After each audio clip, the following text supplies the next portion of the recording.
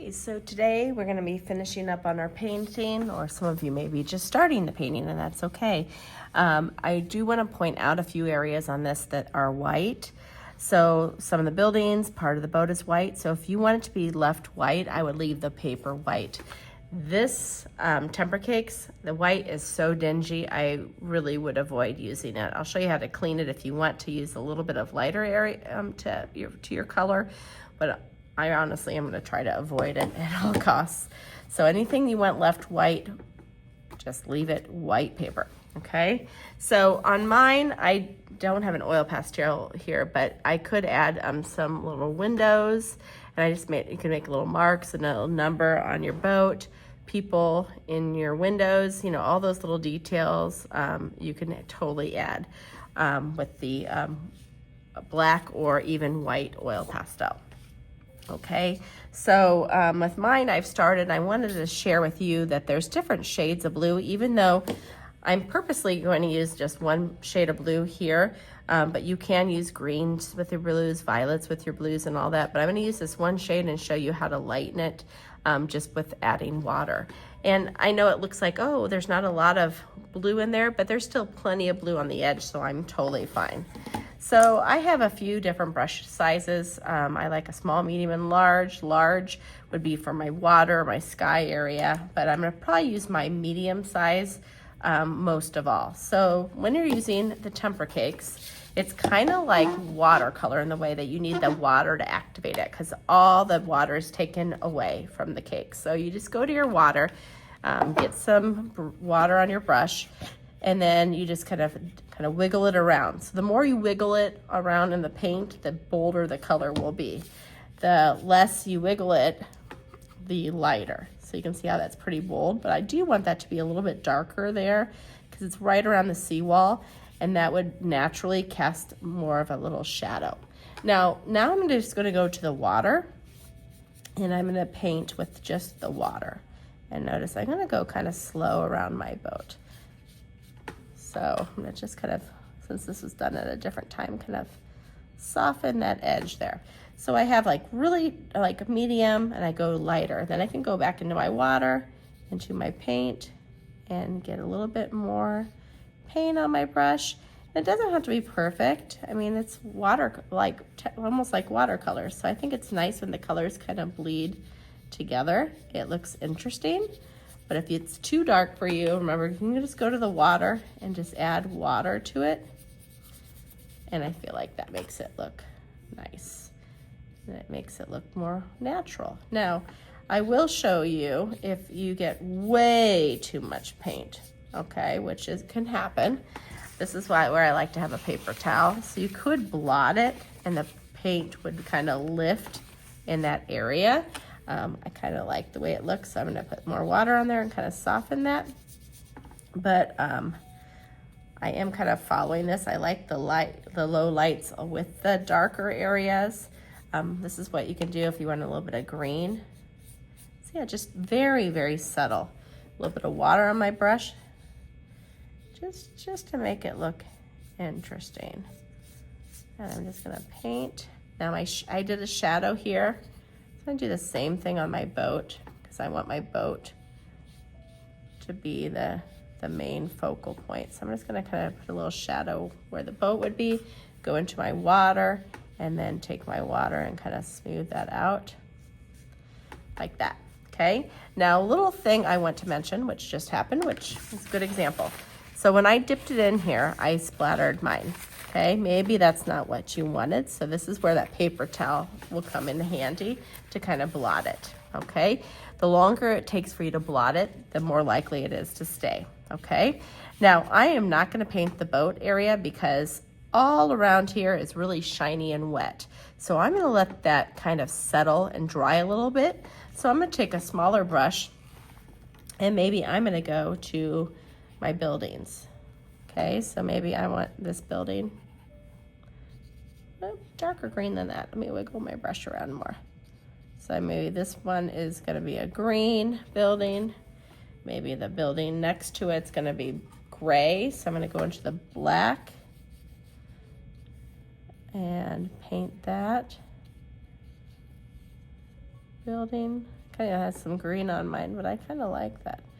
Okay, I want the front maybe to be darker, or maybe it's gonna be lighter. I want mine to be darker though. So I'm gonna go into the black again, kind of go slower around the edges. Okay, and then I can paint this one. I want it to be lighter, so I'm just gonna go into the water. Okay, then I can do my trees. You can have the trees changing colors, whatever you want. Your seawall, you can have it painted like this, or you could even just say, okay, I'm gonna do some texture on there, and you can paint your texture on now. Let that dry a little bit and then paint another color over it, or paint it a color and then add the texture to it, whatever you like. I'm gonna let that kind of work. Actually, I'm gonna use some brown. So it kind of has that stone wall-like look. So I'm just adding some textures there, and then I eventually put some light brown over this. But I'm just gonna have that. I'm okay if the colors kind of bleed together. I think that's interesting. This is still really, really wet over there, but it looks drier over here. So I'm gonna go to my brush. I'm gonna have mine, maybe mine's gonna be fall, late summer, I don't know. So still green grass, so I'm just gonna paint this. Now, if I painted this green when that blue water was still super wet, then it would bleed, okay?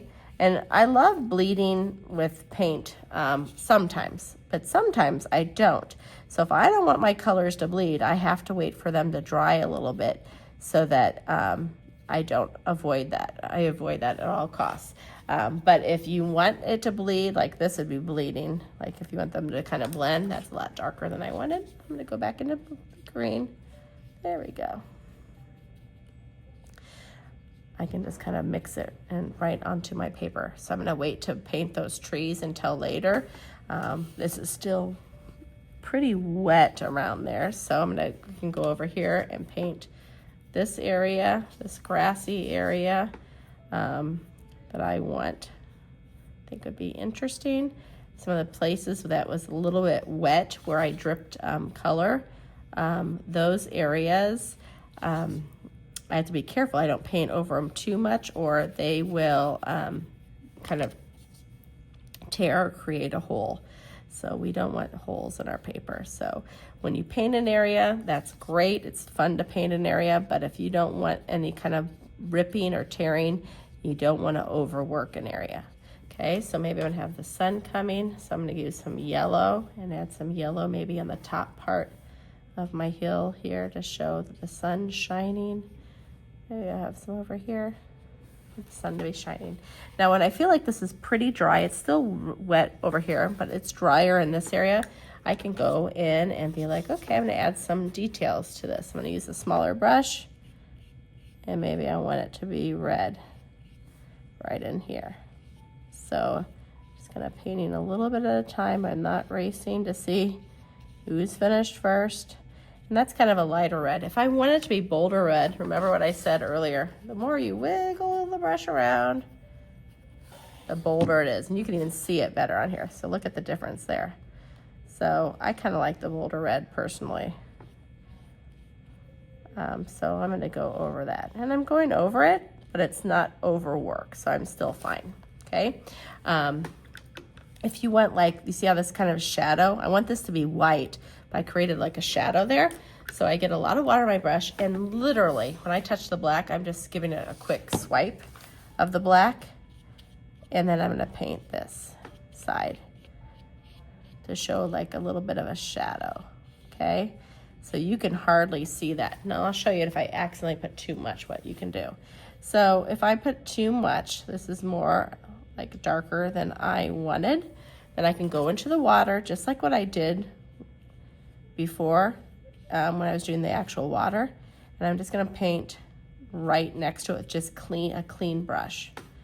And if that's too much, you can take your finger even and blot it to kind of lighten that, okay?